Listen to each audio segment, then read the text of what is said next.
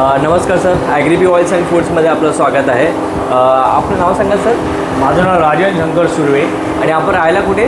मी लोअरपडला राहिला आहे. अच्छा, आज तुम्ही लोअर परवरून माहीमला आलात? हो, मी सेकंड टाईम आलो.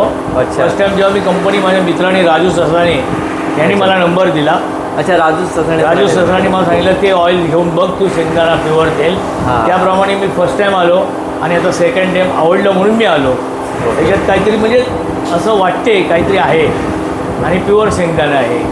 हा लाकडी गाणं आहे. ही जी आतमध्ये असते वेसल असते ती पण लाकडाची असते आणि ही लाट पण लाकडाची असते. बरोबर. आणि याची कॅपॅसिटी जवळपास 17 किलो आहे.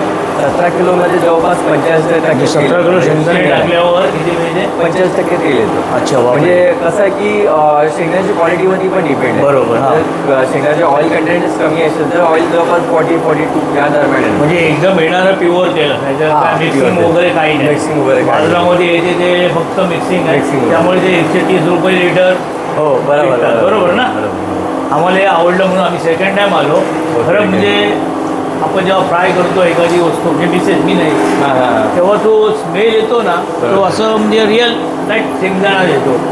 आणि ह्याच्या आधी आम्ही फॉर्च्युनर वापरत होतो, तर ते असं म्हणजे आपल्याला काही कल्पना नव्हती, नाकात असं म्हणजे हे व्हायचं. बरोबर. हां. आणि हे तेल ह्याच्यात आणि त्याच्यामध्ये, कारण का मी हिशोब केला, 17-18 लिटर 17-18 लिटर शेंगदाणा टाकून जर 95% मिळत असेल, मग 130 रुपयाने का विकतात? बरोबर. कसं बरोबर ना? कॅल्क्युलेशन. हां, त्याच्यावरून मला आजपासून आपण हेच घ्यायचं.